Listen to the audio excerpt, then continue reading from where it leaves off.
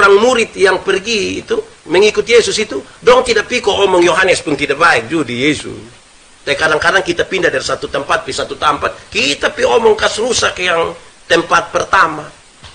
Banyak orang itu kalau pindah gereja itu sebenarnya tidak apa-apa, ikut proses saja. Ada yang atestasi, ada yang dia lebih memilih untuk pergi, tidak apa-apa juga. Yang menjadi apa-apa kalau pindah dari satu tempat, pindah ke satu tempat yang lain, pi kita omong kasih rusak itu tempat yang pertama. Saya kira itu bukan yang baik di situ.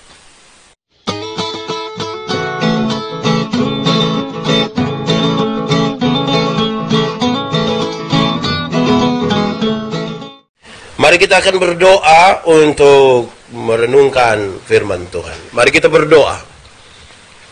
Kami mohon kepadamu Tuhan Allah, kuasailah kami dengan Roh Kudus-Mu. Supaya waktu di mana kami pakai untuk membaca dan mendengarkan serta merenungkan firman Tuhan, sungguh-sungguh kami dimampukan oleh kekuatan Roh Kudus-Mu. Dimampukan untuk mengerti firman dan dimampukan untuk menjadi pelaku-pelaku firman-Mu. Kami mohon Tuhan menjauhkan semua penggoda pencobaan. Biar dalam damai sejahtera-Mu kami belajar firman Tuhan. Kami rindu pada firman-Mu. Berfirmanlah bagi kami Tuhan. Dalam nama Yesus, firman yang hidup itu kami berdoa. Amin.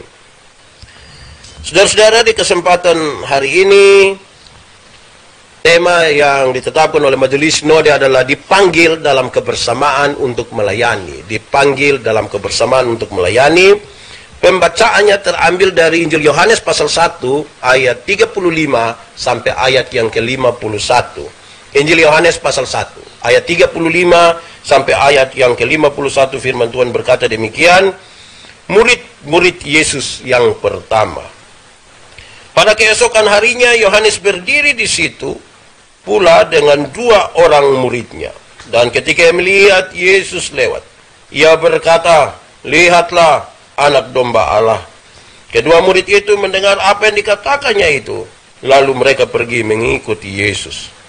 Tetapi Yesus menoleh ke belakang, ia melihat bahwa mereka mengikuti dia, lalu berkata kepada mereka, "Apakah yang kamu cari?" Kata mereka kepadanya, "Rabi," artinya guru, "di manakah engkau tinggal?" Ia berkata kepada mereka, "Marilah dan kamu akan melihatnya." Mereka pun datang dan melihat di mana ia tinggal. Dan hari itu mereka tinggal bersama-sama dengan dia. Waktu itu kira-kira pukul 4.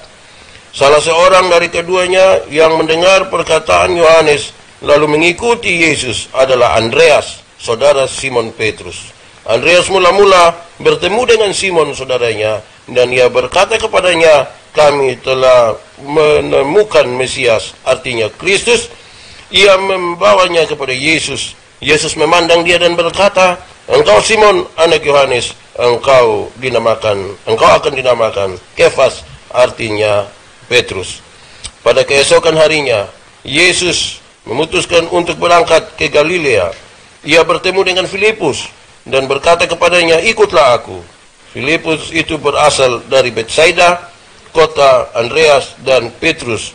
Filipus bertemu dengan Nathanael dan berkata kepadanya, "Kami telah menemukan dia yang disebut oleh Musa dalam kitab Taurat dan oleh para nabi, yaitu Yesus anak Yusuf dari Nazaret." Kata Nathanael kepadanya, "Mungkinkah sesuatu yang baik datang dari Nazaret?" Kata Filipus kepadanya, "Mari dan lihatlah." Yesus melihat Nathanael datang kepadanya, lalu berkata tentang dia, "Lihat, inilah seorang Israel sejati. Tidak ada kepalsuan di dalamnya." Kata Nathanael kepadanya, "Bagaimana engkau mengenal aku?" Jawab Yesus kepadanya, "Sebelum Filipus memanggil engkau, aku telah melihat engkau di bawah pohon ara." Kata Nathanael kepadanya, "Rabi, engkau anak Allah, engkau raja orang Israel." Yesus menjawab katanya, "Karena aku berkata kepadamu, aku melihat engkau di bawah pohon ara, maka engkau percaya, engkau akan melihat hal-hal yang lebih besar daripada itu." Lalu kata Yesus kepadanya, "Aku berkata kepadamu, sesungguhnya engkau akan melihat langit terbuka, dan malaikat-malaikat Allah turun naik kepada anak manusia." Demikian firman Tuhan. Berbahagia setiap orang yang mendengar firman memelihara dan melakukan dalam hidup setiap hari? Shalom. Kuat sedikit. Shalom. Baik saudara-saudara, anak-anak semua, kita ini hari ibadah lagi di rumah. Apakah ibadah di rumah ini sesuatu yang baru sekali? Jawabannya tidak. Ibadah di rumah ini sesuatu yang sesungguhnya sudah lama tetapi dilupakan. Gereja mula-mula itu mulai ibadahnya di rumah. Gereja mula-mula itu mulai ibadahnya di rumah. Situasi pada waktu itu juga adalah situasi yang menakutkan. Situasi yang tidak gampang, oleh karena secara politik orang tertekan, secara sosial orang juga tertekan karena mereka kelompok-kelompok kecil, orang-orang yang pernah kenal Yesus dan mendapat kesaksian tentang Yesus. Dalam tekanan seperti itu mereka berusaha untuk tetap harus beribadah. Dan di mana mereka beribadah? Di rumah-rumah.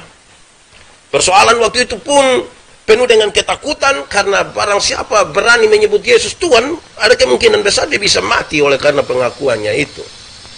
Nah, ini kemudian menjadi hal yang penting bagi kita. Kenapa?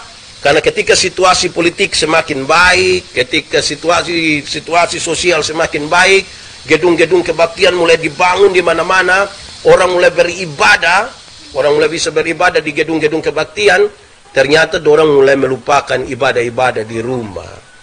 Banyak yang mulai meninggalkan ibadah di rumah, mereka pergi beribadah di gedung-gedung kebaktian, di gedung-gedung gereja, lupa ibadah di rumah, dan ketika ibadah dikembalikan di rumah-rumah kembali, beberapa orang agak kalang kabut dengan itu. Apalagi kalau yang sudah terbiasa dan tidak beribadah di rumah, wah itu memang agak berat sedikit. Tapi kita biasa Nah, itu baik itu. Nah, baik. Hari ini tema kita adalah dipanggil dalam kebersamaan untuk melayani.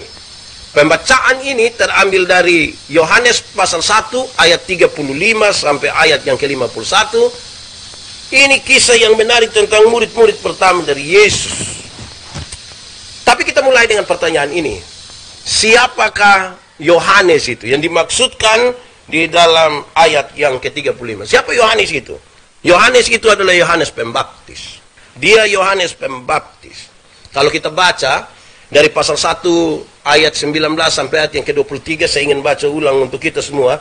Dan inilah kesaksian Yohanes ketika orang Yahudi dari Yerusalem mengutus beberapa imam dan orang-orang Lewi kepadanya untuk menanyakan dia, siapakah engkau? Lalu, ia mengaku dan tidak berdusta, katanya, aku bukan Mesias. Lalu mereka bertanya kepadanya, kalau begitu siapakah engkau? Elia? Dan ia menjawab, bukan. Engkaukah nabi yang akan datang? Dan ia menjawab, bukan. Maka kata mereka kepadanya, siapakah engkau? Sebab kami harus memberi jawab kepada mereka yang mengutus kami. Apakah katamu tentang dirimu sendiri? Jawabnya, akulah suara orang yang berseru-seru di padang gurun, luruskanlah jalan Tuhan seperti yang telah dikatakan Nabi Yesaya. Saudara-saudara, jadi beberapa orang itu datang kepada Yohanes.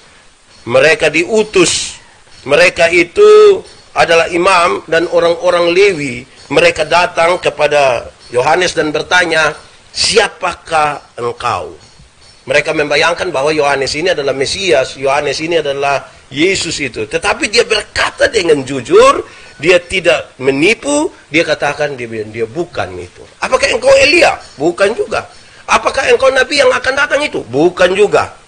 Lalu kalau begitu siapakah engkau? Supaya kami bisa sampaikan kepada orang-orang yang mengutus kami.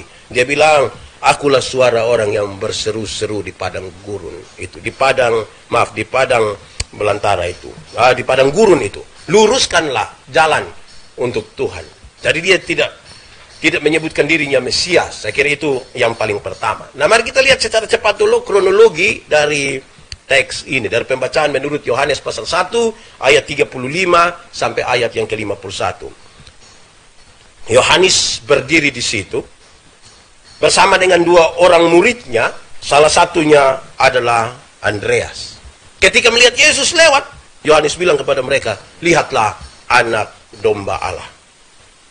Andreas mula-mula bertemu dengan Simon Petrus. Setelah mereka tahu bahwa ini anak domba Allah, mereka mengikut Yesus. Setelah mereka pergi mengikuti Yesus, Yesus balik dan bertanya, kamu mau apa? Hei guru, di manakah engkau tinggal? Yesus ajak mereka sama-sama. Setelah berjumpa dengan Yesus, pasti mereka berbicara sesuatu di situ. Lantas dari apa yang mereka ketahui itu, Andreas kemudian bertemu dengan Simon, saudaranya. Ia berkata kepadanya, kami telah menemukan Mesias atau Kristus. Tuhan Yesus kemudian bertemu dengan Filipus dan berkata kepadanya, ikutlah aku. Setelah Filipus bertemu dengan Yesus, dia pergi bertemu dengan Nathanael atau Bartolomeus. Dia berkata kepadanya, kami telah menemukan dia yang disebut oleh Musa dalam kitab Taurat dan oleh para nabi, yaitu Yesus, anak Yusuf dan Maria dari Nazaret. Rupa-rupanya ketika dia menyebut Yesus ini anak Maria dan Yusuf dari Nazaret, itu membuat Nathanael ini agak sedikit berpikir. Kenapa dia berpikir? Karena Nathanael kemudian lanjutkan bilang begini, mungkinkah sesuatu yang baik itu muncul dari Nazaret? Mungkinkah sesuatu yang baik itu, yang dikatakan oleh para nabi itu, datang dari Nazaret? Lalu Filipus bilang begini, mari dan lihatlah. Yesus melihat Nathanael datang kepadanya, lalu Yesus berkata tentang dia, lihatlah, ini seorang Israel sejati. Tidak ada kepalsuan di dalamnya. Kata Nathanael kepadanya, bagaimana engkau mengenal aku? Jawab Yesus kepadanya. Yesus berkata bahwa sebelum Filipus memanggil engkau, aku telah melihat engkau di bawah pohon ara. Kata Nathanael kepadanya, Rabi, engkau anak Allah, engkau raja orang Israel. Jadi kira-kira kronologinya begitu. Dari kronologi yang seperti itu, saya ingin sampaikan kepada kita bahwa ini ketika memberi jawab terhadap tema ini, dipanggil dalam kebersamaan untuk melayani, ada sesuatu yang mereka temukan di dalam Yesus. Di dalam perjalanan itu, kemudian mereka katakan kepada orang lain. Mari kita belajar beberapa pesan yang disampaikan dalam teks ini, dalam pembacaan hari ini untuk kita semua. Untuk mama, untuk anak-anak semua, buat kita semua yang mengikuti siaran ini. Yang pertama, ini butuh untuk kita renungkan dengan baik. Saudara-saudara semua, anak-anak semua, shalom. Kuat sedikit, shalom. Yang pertama, Yohanes Pembaptis, Andreas, dan Filipus itu, mereka hanya memperkenalkan Yesus kepada orang lain dan membawa orang datang kepada Yesus dan bukan kepada diri mereka. Nama-nama yang disebutkan tadi, siapa? Yohanes Pembaptis, satu lagi, Andreas, siapa lagi? Filipus. Mereka itu hanya memperkenalkan Yesus kepada orang lain, membawa Yesus, membawa orang-orang itu datang kepada Yesus dan bukan membawa kepada dirinya. Ini hal penting. Kadang-kadang saudara-saudara, anak-anak semua, kita lupa bahwa kita punya tugas untuk memperkenalkan Yesus kepada orang-orang, tapi bawa orang-orang datang kepada Tuhan Yesus. Jangan bawa orang-orang datang kepada kita. Yesus yang menjadi tujuan, jangan kita yang jadi tujuan. Jadi para pendeta nanti, anak-anak yang mau jadi pendeta nanti, para penginjil nanti, ketika kita memperkenalkan Yesus kepada orang-orang, membawa orang-orang datang, datanglah kepada Yesus, jangan datang kepada kita. Sebab kadang-kadang tanpa kita sadari, atau mungkin ada kita sadari juga, kadang-kadang kita bawa orang datang kepada kita. Kita yang menjadi pusat, dan bukan Yesus yang menjadi pusat. Ini masalah. Kenapa? Kalau kita bawa orang datang kepada kita dan bukan bawa kepada Yesus, besok-besok orang ingat kita dan orang lupa Yesus. Padahal harusnya orang lebih ingat Tuhan Yesus daripada ingat kita. Bapak, nanti bagaimana kalau satu saat orang tidak ingat Bapak? Tidak apa-apa. Kalau orang tinggal ingat Bapak lagi tidak apa-apa. Yang penting, orang ingat siapa? Tuhan Yesus. Jangan sampai dong ingat Bapak, tapi dong lupa Tuhan Yesus. Jadi kalau kamu nanti besok-besok pergi dan memberitakan tentang Yesus kepada orang lain, beritakanlah begitu rupa, ajak orang begitu rupa untuk berjumpa dengan Yesus, lebih kenal Yesus, dan mereka akan ingat Yesus dalam hidup. Jangan kita yang jadi pusat, tapi biar Tuhan Yesus menjadi pusat. Itu yang pertama. Kedua, Yohanes Pembaptis bahkan rela membiarkan murid-muridnya pergi kepada Yesus. Ini Andreas dengan dia pun teman satu tuh, itu murid-muridnya Yohanes Pembaptis. Ketika melihat Yesus lewat dan Yohanes bilang kepada dua-dua, lihatlah anak domba Allah. Cerita tadi mengatakan bahwa dia punya murid 2 orang ini langsung pergi mengikut Yesus. Bayangkan itu. Yohanes itu rela dia punya murid-murid itu untuk pergi kepada Yesus. Ini Bapak mau tanya kita semua dulu. Kalau boleh jawab ya. Kalau misalnya ada kita pun teman datang ke kita begitu. Dia datang terus-terus begitu. Tiba-tiba dia lebih memilih orang lain. Rasa ke mana? Rasa senang, bosan senang. Senang kok tidak senang? Tidak senang Itu kira-kira omong baik sendiri aku tidak? Tidak baik Pokoknya apa omong tidak baik? Woi, biasa di sini tapi kemudian supi orang lain itu pasti supi begini. Woi, ini beda dari Yohanes. Ini orang don tiap hari dan dia. Tapi ketika dikasih tunjuk bilang itu Yesus, ini murid-murid mau pergi kepada dia, kepada Yesus, dia tidak kurang hati. Itu supi jalan yang benar. Yohanes tidak kurang hati kok omong sembarang terhadap ini 2 murid, 2 sahabatnya, tapi dia biarkan untuk pergi ke situ. Pergi dengan sukacita. Tapi kalau kita baca selanjutnya memang tidak digambarkan dengan detail di situ. Tapi saya membayangkan 2 orang murid yang pergi itu mengikut Yesus itu, dong tidak piko omong Yohanes pun tidak baik juga di Yesus. Tapi kadang-kadang kita pindah dari satu tempat ke satu tempat, kita pi omong kas rusak yang tempat pertama. Banyak orang itu kalau pindah gereja justru sebenarnya tidak apa-apa, ikut proses saja. Ada yang atestasi, ada yang dia lebih memilih untuk pergi, tidak apa-apa juga. Yang menjadi apa-apa kalau pindah dari satu tempat pindah ke satu tempat yang lain. Kita omong kasih rusak itu tempat yang pertama. Sekiranya itu bukan yang baik di situ. Yang baik itu sudah beribadahlah kepada Tuhan, datanglah kepada Tuhan. Yohanes sangat rela. Padahal Yohanes waktu itu sudah cukup terkenal. Akulah orang yang berseru-seru di padang gurun. Waktu dia omong begitu semua tahu, oh itu Yohanes yang itu hari berseru-seru di padang gurun. Berarti dia sudah dikenal, dia sudah punya panggung, dia sudah diketahui oleh banyak orang. Tapi ketika ini orang 2 murid ini memilih untuk pergi, dia tidak kurang hati. Dia tidak merasa bahwa dia kalah, dia tidak merasa bahwa ini sebuah persaingan antar murid. Dan ini yang luar biasa kita perlu belajar dalam pelayanan bersama kepada Tuhan. Yang ketiga, Andreas memperkenalkan Yesus kepada Simon saudaranya, sementara Filipus memperkenalkan Yesus kepada Nathanael, orang lain. Ini catatan baik ini. Ini Andreas memperkenalkan Yesus kepada siapa? Simon. Itu dia pun saudara. Filipus memperkenalkan Yesus kepada siapa? Nathanael atau Bartolomeus itu. Itu orang lain. Ini 2 hal yang menarik. Yesus diperkenalkan di tengah-tengah saudara, keluarga. Yesus juga diperkenalkan di tengah-tengah orang lain, kepada orang lain. Ini hal yang menarik. Kadang-kadang orang bisa memperkenalkan Yesus kepada orang lain, tapi tidak memperkenalkan Yesus di tengah-tengah keluarga. Oh, dia jadi pendeta hebat, dia penginjil hebat, dia berkhotbah ke orang lain, cerita kepada orang lain, tapi kepada dia pun keluarga sendiri dia tidak. Nah, ini masalah ini. Ada yang sebaliknya. Dia hanya berani pimpin di rumah sah.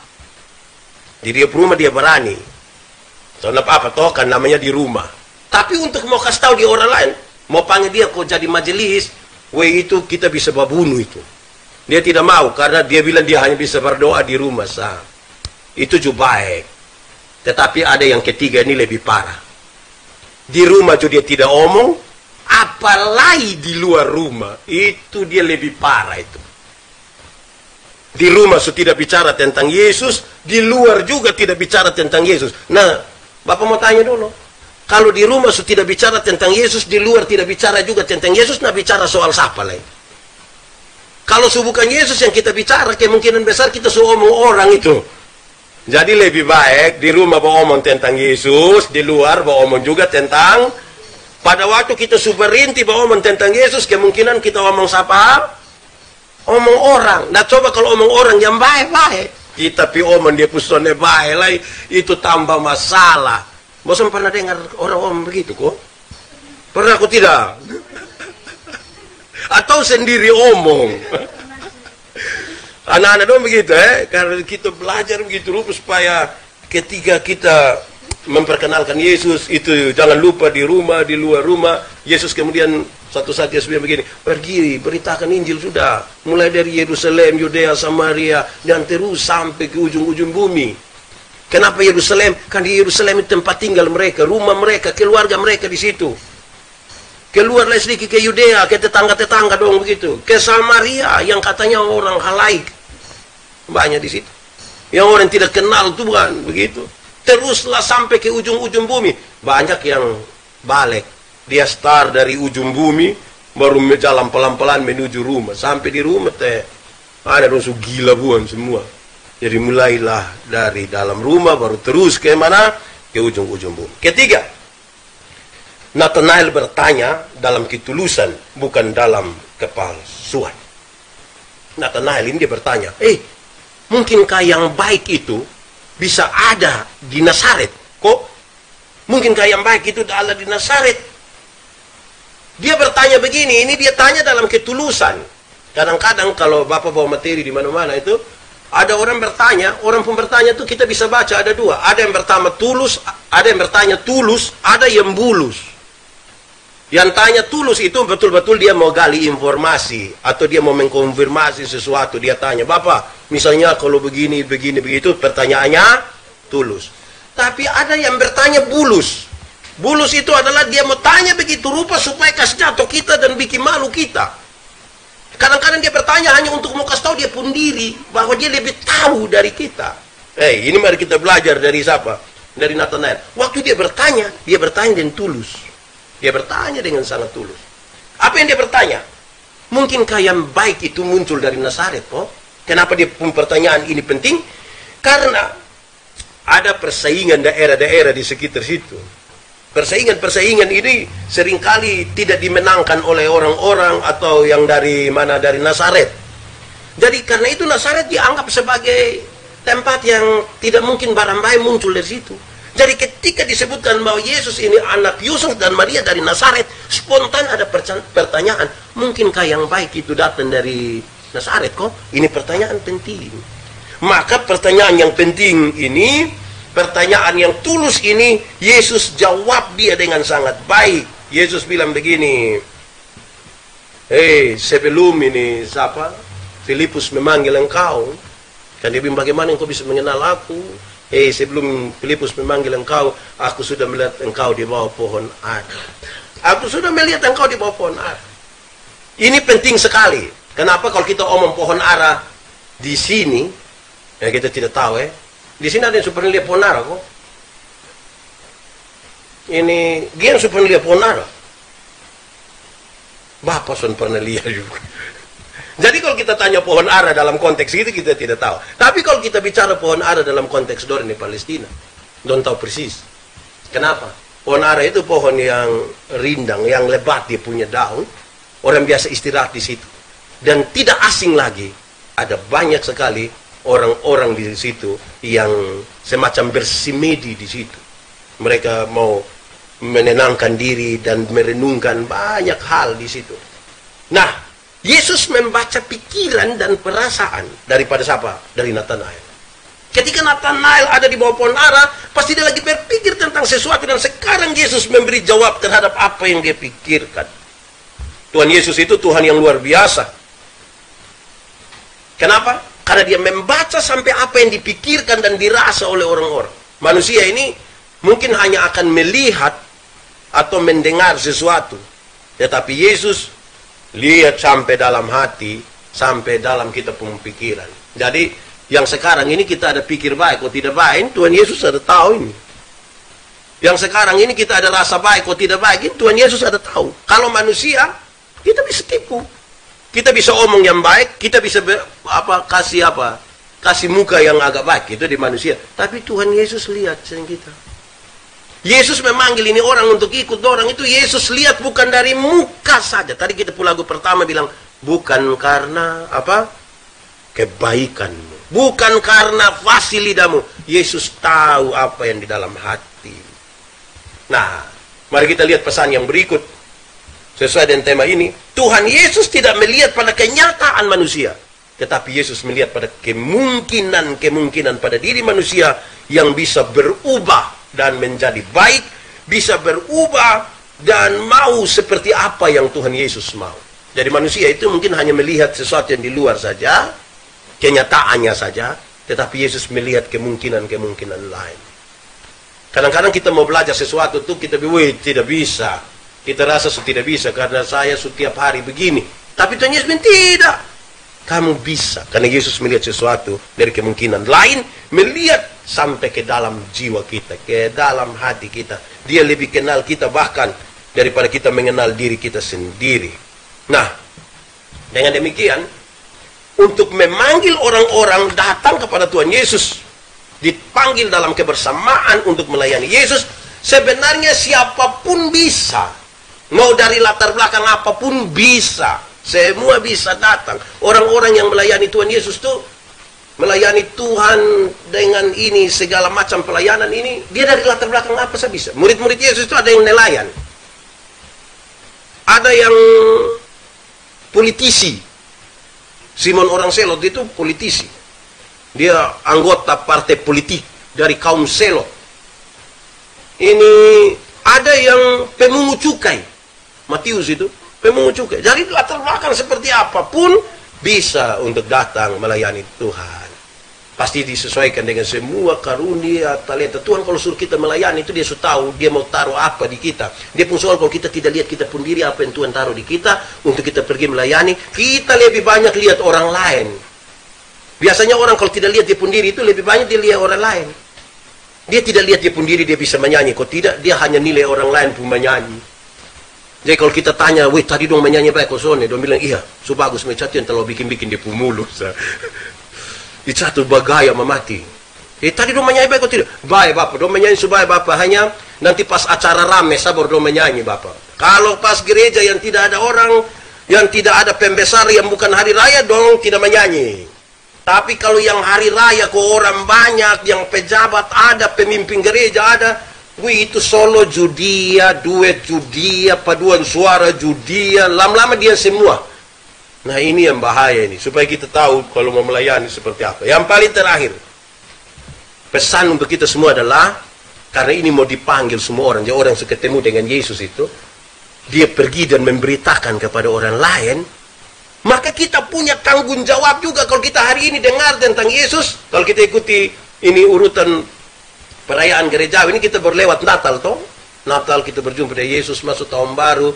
Nah setelah kita ada di minggu-minggu sekarang ini, dalam situasi seperti hari ini, ketika kita sudah berjumpa dengan Yesus, Natal itu, baik Natal itu, sekarang kita siap kok tidak untuk pergi dan katakan kepada orang lain? Berani kok tidak omong tentang Tuhan Yesus kepada orang lain? Berani kok tidak? Berani kok? Kakak Dona dong berani kok tidak? Iya? Om Simon? Berani Nah ini Jonathan berani kok? Woi, hanya goyang kepala. Tapi itu mesti berani karena jangan takut, Tuhan akan memampukan kita. Kenapa jiwa-jiwa penting? Bapak ingin sampaikan kepada kita semua. Tuhan datang, Tuhan tidak tanya berapa banyak gereja kita bangun. Tapi Tuhan tanya apa? Berapa apa? Berapa jiwa yang kita bawa datang kepada Tuhan. Amin kok? Semua pikir dulu sedikit, so ada berapa jiwa yang kita bawa datang di Tuhan. Tolong renungkan dulu, kita pikir berapa jiwa bawa datang di Tuhan. Bapak ingin akhiri khotbah ini dengan satu kisah. Ini sudah kisah lama dan semua sudah tahu, tapi Bapak mau ulang saja. Tuhan Yesus pergi ke Gerasa, hanya bertemu dengan satu orang yang kerasukan, legion, roh jahat. Legion itu kira-kira roh jahat ada 6.000. 6.000 banyak atau sedikit? Roh jahat 6.000, banyak atau sedikit? Banyak. Kita pun kawan yang roh jahat hanya satu saja, dia pun otak kita pusing. Ini 6.000. Alkitab bilang ini orang terlalu jahat sampai pukul dia pun diri dengan batu, orang lain juga mungkin dia lempar. Dia tinggal di kuburan. Lihat orang yang jahat begini, ini bisa saja kita bilang manusia yang model begitu lebih baik apa? Mati saja. Tapi Yesus tidak. Yesus pergi kepadanya. Waktu Yesus sampai, ini orang yang kerasukan roh jahat ini bilang begini, hei Yesus anak Allah, apa urusanmu dengan kami? Rupa-rupanya roh jahat juga kenal nama Yesus. Jadi kalau kita baru kenal nama Yesus, kita belum terlalu hebat. Roh jahat saya kenal itu nama. Injil Markus mencatat di daerah itu ada orang piara babi sebanyak berapa kira-kira Gian? Ada 2.000 ekor babi. Berapa ribu? 2.000. Banyak kok sedikit? Terlalu banyak. Roh jahat itu meminta supaya dia keluar ke babi-babi itu. Yesus biarkan. Roh jahat keluar ke babi-babi itu, mati buang sudah nih babi-babi. Berapa ekor? 2.000. Ini orang dong kehilangan pekerjaan, dong pikir orang di kampung datang usir Yesus. Wih, apa Yesus tega buat orang jadi begini? Kok kehilangan pekerjaan? Jawabannya tidak. Lalu kenapa Yesus biarkan 2.000 ekor babi itu mati? Coba mari kita kali dulu. Mari kita kali dulu. Mari kita kali sekarang. Kalau babi 1 ekor 2 juta.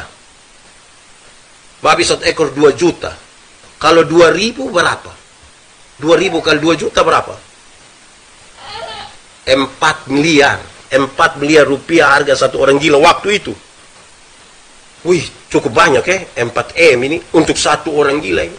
Nah, dalam struktur budaya Yahudi, babi itu haram. Orang Yahudi tidak makan daging babi. Tidak ada sei babi di Yahudi. Tidak ada. Aroma itu tidak ada di Yahudi. Tapi yang haram ini dong bisa pelihara berapa ekor? 2.000. Sementara 1 jiwa yang hampir binasa itu dong biarkan. Itu yang Yesus marah. Alangkah lebih baiknya ada 2.000 ekor babi mati daripada ada 1 jiwa binasa. Kadang-kadang kalau Bapak mau bikin lebih, Bapak suka biar begini. Dan siapakah orang gila itu? Orang gila itu bisa saja kita pu suami, kita pu istri, kita pu anak, kita pu bapak. Bapak biasa pakai contoh, ada banyak ibu-ibu ini datang ke gereja dan datang sendiri. Baru kita tanya bilang begini, hei mama, sendiri, teh bapak. Nanti dong bilang, tahu sendiri teh, nah ini tanda apa ini? Jadi, mari kok kita mulai dari rumah, keluar sampai luar, di mana kita ada nama Tuhan dimuliakan. Karena itu, berpikirlah satu nama sekarang, kita siap hati, sebentar kita katakan tentang Yesus kepada dia. Berani kok? Oke, mari kita tunduk kepala di hadapan Tuhan, kita angkat hati kita mau berdoa kepada Tuhan. Pikirkan satu nama, kita mau katakan tentang Yesus kepadanya. Firman Tuhan berkata, kalau kamu dengar suaranya, jangan keraskan hatimu. Minta Roh Kudus lembutkan setiap hati yang keras. Biarkan Roh Kudus yang merubah kalau kita menyampaikan sesuatu kepada orang lain. Biarkan Roh Kudus membawa orang datang kepada Tuhan. Bukan kepada kita. Bukan kepada gereja kita. Bapa di surga, terima kasih untuk firman hari ini. Kami berdoa supaya Roh Kudus mau berkuasa di atas kami semua. Supaya kami dimampukan untuk mengatakan tentang Yesus pada orang lain. Membawanya kepada Yesus dan bukan kepada kami atau gereja kami. Pastikan Tuhan di dalam kami supaya kami punya keberanian untuk menyampaikan segala sesuatu tentang perjumpaan dengan Yesus. Terpujilah namamu Bapa. Di dalam nama Yesus kami berdoa. Amin.